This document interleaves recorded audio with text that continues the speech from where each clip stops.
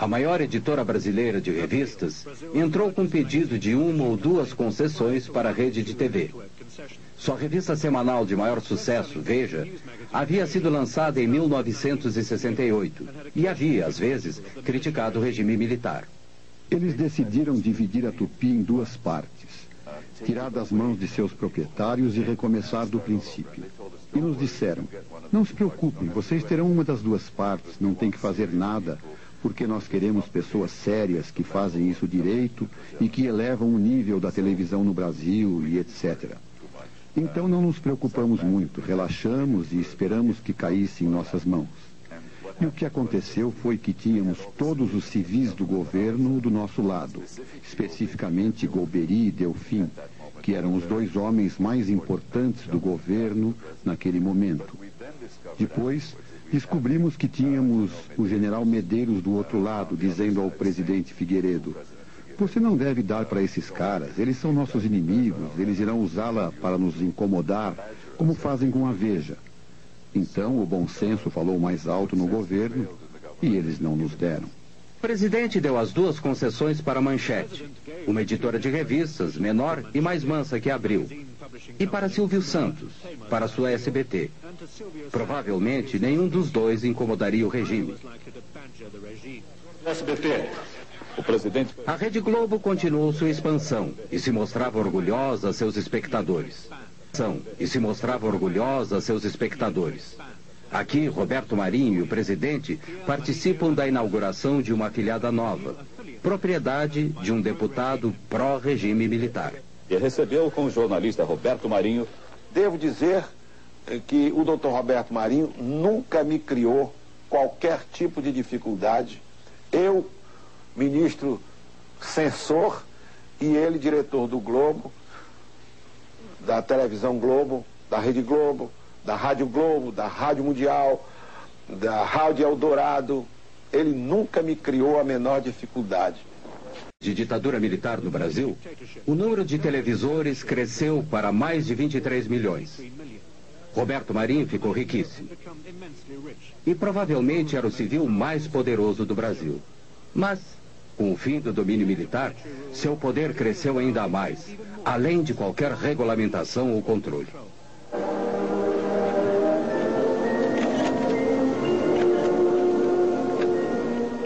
A Globo foi censurada, sem dúvida. Muito censurada, como todos os outros meios de comunicação do país. O que a Globo fez de diferente dos outros meios de comunicação é que a Globo encampou, ela defendeu o regime. Ela exaltou o regime em vários momentos. Quer dizer, então essa tese de que ela simplesmente não falou, não contou a realidade porque foi censurada, é uma forma de defesa que a Globo descobriu para se explicar perante a sociedade brasileira agora no período da democracia. A Globo não tem uma vocação necessariamente militarista ou ditatorial, mas ela tem uma vocação governista. Onde tem governo está a Rede Globo. Se não tem governo, quem saiu do governo já não interessa mais. Ela é habilíssima em fazer um casamento de interesse com o governo. E o governo também precisa, porque qualquer governo de um país de 150 milhões de habitantes, que tem quase 100 milhões de espectadores, precisa de 70% de audiência. Com a aproximação da volta de um presidente civil, Roberto Marinho apoiou Tancredo Neves. Tancredo era um velho e respeitado estadista e membro da oposição durante a ditadura militar.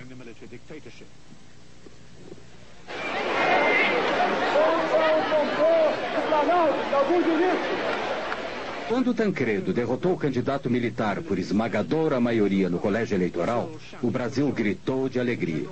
Os generais se foram e as expectativas eram altas.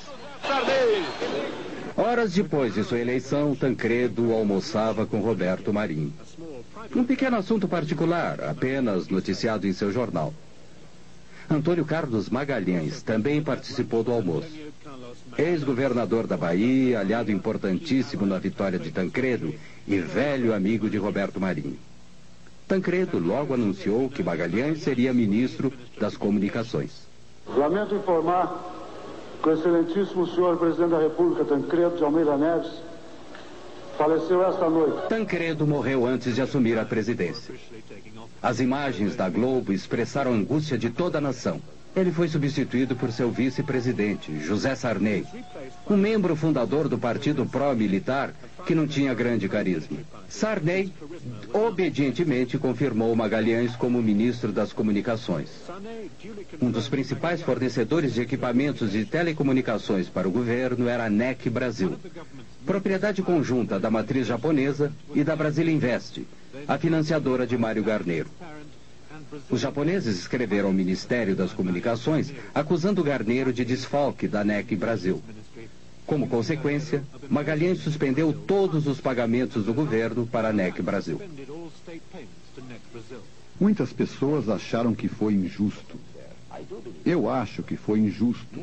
Não porque era uma organização pura, mas o que eu acho é que muitas outras organizações impuras não foram atingidas tão duramente quanto a Brasil Invest naquela época. Garneiro teve que vender a Brasil Invest e a NEC rapidamente.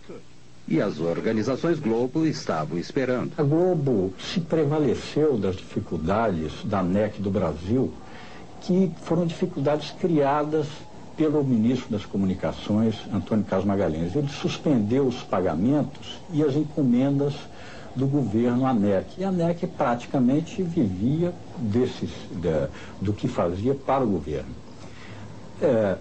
Sem essas encomendas, sem esses pagamentos, a NEC valia muito pouco. A Globo, por isso mesmo, pagou menos de $1 milhão pela NEC.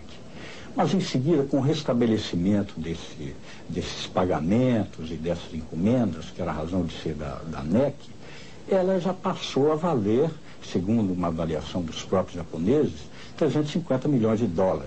Embora os custos reais para a Globo sejam escamoteados por complexas transferências de ações, é evidente que tiveram um lucro razoável. A TV Aratu, em Salvador, Bahia, era afiliada à TV Globo há 18 anos. Roberto Marinho, com uma atitude unilateral inédita, encerrou a afiliação da TV Aratu à Rede Globo em 1987. A renda com publicidade da TV Aratu caiu 80% em consequência disso. A nova afiliada da Globo em Salvador era a TV Bahia, controlada por associados e parentes de Antônio Carlos Magalhães. Ainda ministro das Comunicações, ele tinha a intenção de voltar a ser governador da Bahia. Foi julgado em 3 instâncias da Justiça e foi dado o direito do Dr. Roberto Marinho escolher nos estados, depois de fim dos contratos que ele tem, os parceiros que ele quiser.